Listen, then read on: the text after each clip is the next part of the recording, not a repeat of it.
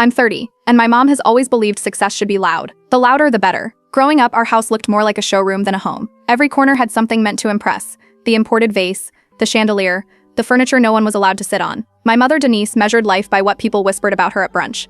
If she thought they envied her, she was happy. I never cared about that kind of thing. I work as a marketing manager, and I've always liked things simple, clean spaces, calm conversations, no need to prove anything. My dad, Robert, is more like me. He's quiet, patient, the kind of man who fixes a problem instead of talking about it. But my mom, she could turn a dinner into a competition about who raised the most successful child. I met Adam when I volunteered at a charity build for low-income housing. He ran his own small contracting business, the type of man who'd rather fix a wall himself than hire someone. He was steady, good with his hands, and never bragged. That alone made him stand out to me. After a few months, we started dating seriously, and for the first time, I felt like I could breathe without pretending. The first time my mom met him, she looked him up and down and asked if he planned to stay in construction forever. It wasn't curiosity, it was judgment wrapped in politeness. She laughed it off, made a joke about him being hands-on in every sense, and the people around the table laughed too. I could see Adam's jaw tighten, but he didn't say anything. My dad gave me a small, apologetic look across the table. That became the pattern. Mom poked, Adam stayed calm, Dad diffused. 2 years passed. Adam's business grew. He started taking on renovation projects, even buying older properties to restore and resell. I got promoted at work. We were stable, happy, and planning for the future. When Adam proposed during a weekend hike, I said yes without hesitation. When I told my parents, my mom smiled too widely and said, "He's nice, but are you sure you want to limit yourself so early?" My dad congratulated us quietly. My mom immediately began talking about the engagement party she wanted to host. She booked an expensive venue and told everyone how proud she was. I overheard her whisper to a friend that I was marrying a man with potential, not results. That night, I realized her approval was something I'd been paying for since childhood, and I was finally done making the payments. Adam overheard some of it too. But instead of reacting, he told me, people show their values when they think no one's listening. That's how he handled her, grace over confrontation. When the wedding came, she wanted a show. Adam and I decided to pay for most of it ourselves to keep control. My mom complained but went along once she saw the photos would still look expensive. She kept assuming Adam was just comfortable, not realizing he already owned multiple investment properties under his company name. After the wedding, we moved into a cozy, newly built home that Adam had designed himself. My mom called it quaint. I started shortening our visits, keeping phone calls polite but brief. I thought things might settle once she saw we were happy. But instead, she started talking about the new neighborhood she deserved to move into, a luxury area she bragged about endlessly at her luncheons. She didn't know Adam already owned a house there, a fully renovated one, the same neighborhood she dreamed of joining to prove she hadn't fallen behind. And that was the first hint that life was about to flip the script on her idea of marrying down. After the wedding, my mom's new obsession became getting into the neighborhood she'd been bragging about for months. She talked about it every time I saw her. Tree-lined streets, perfect lawns, luxury cars. She said people like her belonged there. My dad stayed quiet, which was never a good sign. When I dropped by one weekend, he pulled me aside in the kitchen and told me the truth. They were deep in credit card debt, barely keeping up with their mortgage. Every dinner party, every designer piece, every showy vacation had been bought on credit. A few days later, Adam mentioned a property his company had just finished renovating, in the exact neighborhood my mom wanted. It was a modern 2-story home with new landscaping and custom woodwork. He said it would go on the market soon, listed under his company, AJ Property Group. I told him not to mention it to my mom. She'd never buy a house from her contractor son-in-law. Adam smiled and said we should just wait and see what happened, if she discovered it herself. He listed the property quietly. The company handled the staging and open house scheduling, and within a week, the listing was up online with professional photos. My mom saw it almost immediately. She called me, thrilled, telling me she'd found a real home worth aspiring to. She insisted I come with her to the open house, even though she said the price might be out of reach for regular buyers. On the way there, she joked that maybe Adam could mow lawns in that neighborhood someday. When we arrived, the place was full of people. My mom walked through the front door like she already owned it, complimenting the light fixtures and open layout loud enough for everyone to hear. She told the realtor she loved the craftsmanship, how it felt so well built, unlike most modern homes. Then she turned a corner and saw Adam standing in the foyer wearing his company badge. Her smile froze. Adam greeted her politely, introduced himself to the group as the contractor and developer, and continued giving the tour. My mom followed silently as he explained the design choices, flooring materials, and sustainable upgrades. People listened attentively and asked questions. Robert joined in, asking about insulation and custom carpentry. My mom trailed behind, holding her purse tightly, barely speaking. When the tour ended, guests complimented the property and congratulated Adam. My mom tried to pretend she wasn't surprised, but the change in her face was clear. She left early, saying she had another appointment. On the drive home, she muttered something about how Adam must work for the company's owner. She refused to believe what she'd seen. Later that evening, my dad told me she'd been telling her friends that Adam probably just did some of the labor. We didn't correct her. We decided to let her find out on her own. Within a few weeks, word spread through her friend group. The open house photos had Adam's name listed on the permit and the company registration. One of her friends even congratulated her on having such a successful son-in-law. My mom laughed it off but couldn't hide her discomfort. Her attitude shifted almost overnight. She started inviting Adam to family dinners, asking questions about his projects, pretending she had always known he'd make it big. At first, it was almost funny watching her try to rewrite history.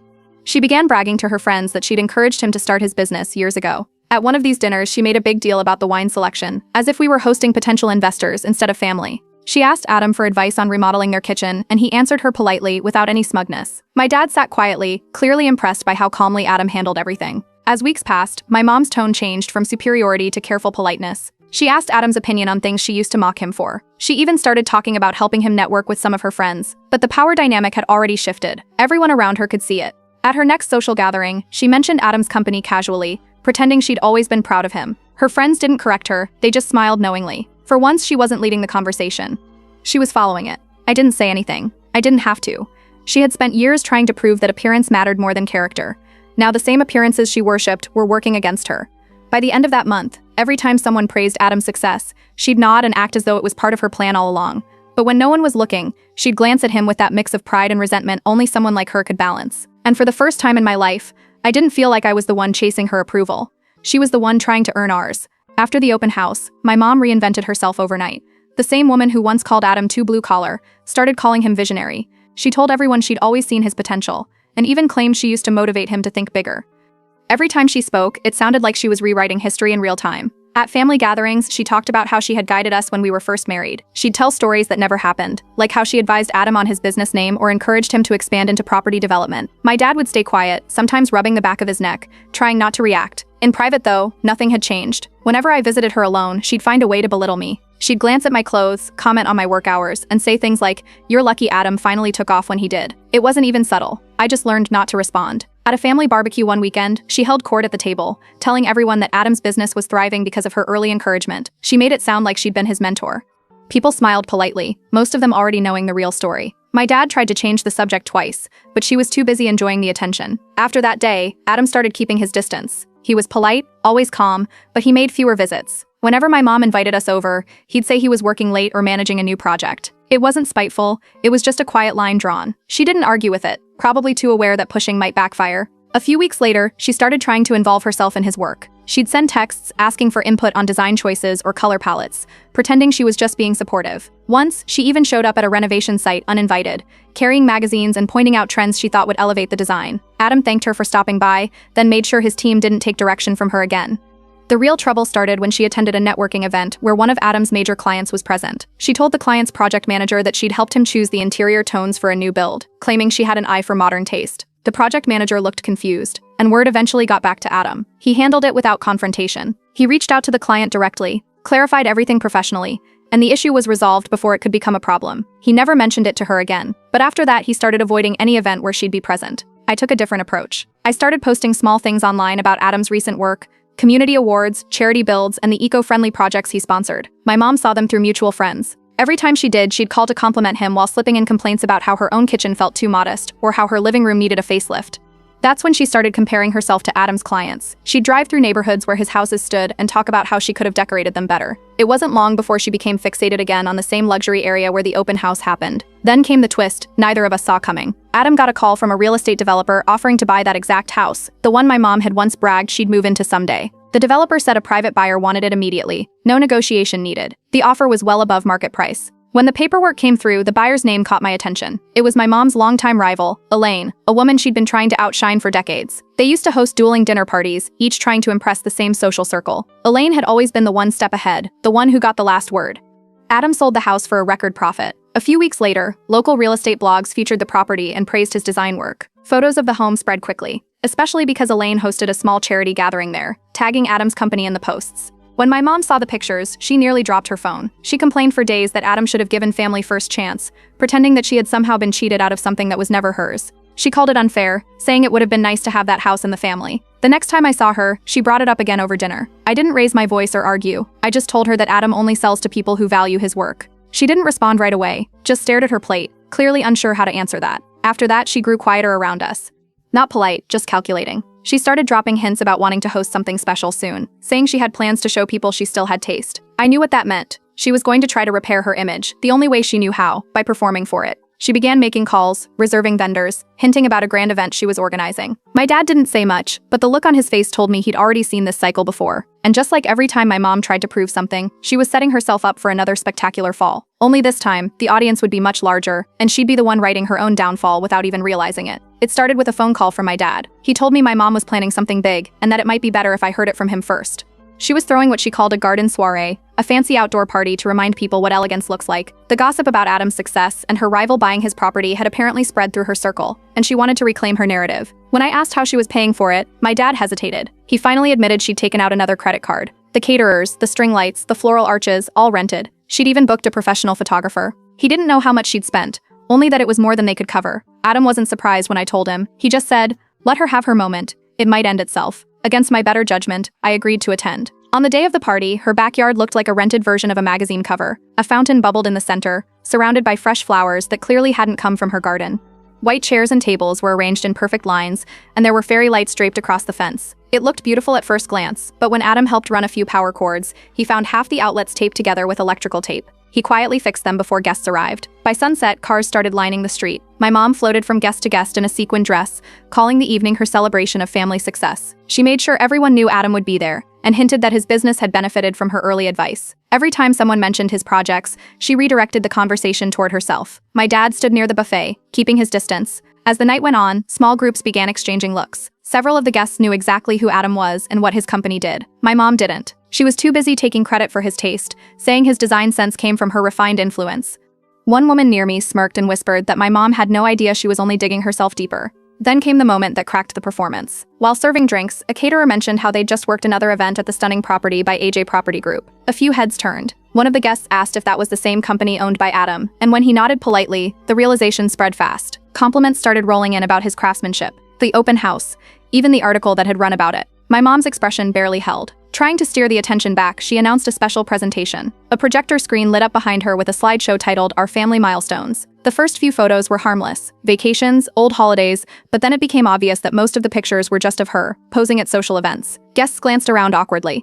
Halfway through, the slideshow froze. My mom clicked the remote repeatedly, until suddenly, her phone notifications mirrored on the screen. A string of unsent messages appeared. Drafts she must have typed earlier that week. They weren't flattering. One said, "Can you believe Lily settled for a handyman?" Another called me lucky Adam made something of himself. The crowd went silent. My mom fumbled with the remote, but every click made it worse. A few guests whispered, and one of her closest friends quietly turned away. The air was thick with embarrassment. Adam stepped forward without saying a word. He walked up to the projector, disconnected it, and said, calm as ever, "Thanks for coming. It's been a lovely evening." He smiled, shook a few hands, and started helping clear the tables. His tone didn't carry an ounce of anger, which somehow made it more powerful. Guests began leaving in a quiet wave. My mom tried to laugh it off, saying it was a technical glitch. My dad stood by the gate, holding the car keys, face unreadable. When the last person left, my mom muttered that I must have tampered with her phone. My dad didn't respond. Later that night, on the drive home, he finally spoke. He told her she'd turned admiration into mockery, and that she was the only one who didn't realize she'd been the target of her own show. She didn't answer him. By the next morning, the photos from the soiree had started circulating in her friend group, none of them flattering. The whispers she'd been trying to escape turned sharper. A few people who used to invite her to luncheons stopped calling altogether. She told everyone I had sabotaged her presentation, but no one believed her. The story of her messages had already made its way around, and people remembered how she used to talk about Adam before he became successful. By the end of the week, her calendar was empty. No calls, no invitations, no brunches. All the people she had spent years trying to impress suddenly found excuses to stay away. It took one night, one slideshow, and a few lines of her own words to dismantle everything she'd built. And this time, no amount of pretending could fix it. Within a few weeks of the garden party, my mom's social calendar cleared itself. Her friends stopped calling, one by one. The same women she used to gossip with suddenly had schedule conflicts. The group chats she used to lead went silent. She told the neighbors she was focusing on private projects, pretending she'd chosen to step away from society. But everyone in town already knew what happened. The messages from that slideshow had become the punchline of quiet conversations. While she tried to act busy, my dad started spending more time at our house. He'd stop by on weekends, sometimes helping Adam in the workshop or joining us for dinner. He said it was peaceful at our place, which told me everything about what it was like back at his. My mom barely noticed his absences. At least she pretended not to. The irony was that the disaster she caused ended up working in Adam's favor. People remembered how calm he'd been that night, how he handled her outburst with grace instead of anger. His reputation in real estate grew faster than ever. Clients called him precisely because they trusted the man who could keep his cool under pressure. The story of the contractor who stayed classy when chaos hit made its rounds, and he landed 2 new contracts from referrals that came directly after that party. At work, I had my own turning point. My company launched a campaign centered around authenticity and substance over image. I led the project, drawing a lot from what I'd learned watching my mom's world crumble from surface-level vanity. The campaign went viral locally, and within a month, I was promoted. It was poetic. In a way, the exact values my mother ignored had built my success. When she heard about it, she called to congratulate me. Then, within the same breath, she told one of her friends that Adam must be riding my success. I didn't argue. I didn't need to. Her words had stopped carrying weight. Not long after, she started trying to involve herself again. She suggested that Adam and I upgrade our address now that we were doing well, claiming we should live somewhere that reflected our achievements. She hinted that she could help with interior design since her taste was timeless. I told her as calmly as possible that we'd already bought a second property, a quiet home outside the city with a guest suite. My dad's eyes lit up when he heard. He joked that it might become his retreat once Mom started hosting luncheons again. She didn't laugh. Watching him bond with Adam seemed to bother her more than she'd admit. She started finding reasons to bring up how ungrateful we'd been, or how she was just trying to guide us. The more my dad relaxed around us, the more she seemed to tighten her grip on her image at home. A few weeks later, Adam suggested we invite them both for dinner at the new house. He said it would be better to show her what peace looked like instead of explaining it. I agreed. We kept things simple. A home-cooked meal, soft lighting, no showpieces or catering. The table was small but warm, the kind of space that encouraged conversation instead of competition. When they arrived, my mom's expression said it all. She scanned the house, probably looking for signs of wealth to measure against her own. The place wasn't flashy, but it was beautiful in its simplicity. Wood beams, open light, quiet order. She complimented it half-heartedly, glancing at Adam as if waiting for him to brag. He didn't. He poured her a glass of water, offered her a seat, and went back to finishing dinner. The evening flowed easily. My dad and Adam talked about woodworking and gardening. I shared updates from work. There was laughter, no tension, no pretending. My mom kept glancing around the room, studying how comfortable everyone seemed. When my dad complimented the setup, she blurted that she could host better if given the chance. He looked at her and said quietly, "Maybe start by enjoying instead of competing." It wasn't cruel, it was tired honesty. The table fell silent for a moment. Then Adam spoke, not to argue, just to fill the air. He mentioned that every part of the house had been built slowly, one project at a time. Patience pays more than pride, he said while setting down the serving bowl. My mom didn't reply. She stared at the table for a long moment, then changed the subject to something harmless. The night ended politely, but something had shifted. When they left, my dad hugged us both. My mom lingered at the door, her eyes scanning the space one last time as if trying to understand what made it feel so steady. Over the next week, she barely called. My dad still visited often, bringing fresh bread or vegetables from the market. He looked lighter each time. My mom, meanwhile, told neighbors she was working on personal growth, though everyone could tell she didn't know what that meant. The truth was simple. Her power came from pretending she was above others. Once that illusion cracked, she didn't know how to stand it all. For the first time, silence had replaced her constant need for attention, and she didn't know how to fill it. By November, my mom decided she needed to get back on her feet. The whispers about the party still followed her, so she planned a home renovation before the holidays. She told everyone it was time to modernize her house. What she didn't mention was that she'd taken out a small personal loan to fund it. She hired a contractor, ordered high-end fixtures, and boasted that her new look would put the neighborhood back in awe. It didn't take long for things to fall apart. Material prices jumped halfway through, and her payments started lagging. The workers stopped showing up after a few weeks. When I visited, the living room walls were stripped bare, and wires hung out of open outlets. The house looked like a construction site, not a home. My dad met me at the door and quietly told me the truth. The project was stalled, and the loan company was calling daily. He asked me not to bring it up to her. She'd been insisting everything was under control. But a few days later, I saw her arguing on the phone with a supplier about unpaid invoices. The moment she noticed me, she forced a smile and changed the topic to holiday recipes. When I visited again a week later, the house was worse. There were half-installed cabinets in the kitchen, no proper flooring, and a thin layer of dust over everything. My dad finally came to our house one evening looking exhausted. He admitted he was worried they'd lose the home if the bank stepped in. My mom had already tried refinancing, but the delay triggered warning notices.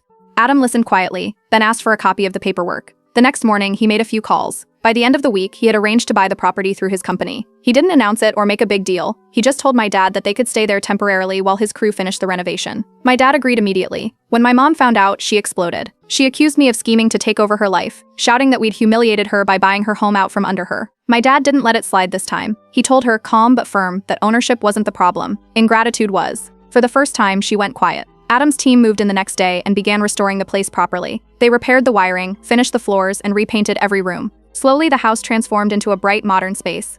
Neighbors started stopping by to compliment the design, saying it looked like something out of a magazine. Even the local real estate column featured it under a restored classic, naming Adam's company in the byline. The irony wasn't lost on anyone. The same home she'd nearly lost trying to impress people now stood as one of the best-looking properties on the block, thanks to the man she'd once mocked for being too ordinary. I visited one afternoon while the crew was finishing up. My mom was sitting by the window, watching the workers install the final fixtures. For the first time in years, she looked still. When Adam arrived to check the final inspection, she stood and thanked him softly. It wasn't dramatic, just quiet, almost awkward, but it was real. Adam nodded and said he was glad it was finally being appreciated. A week later, the renovation was complete.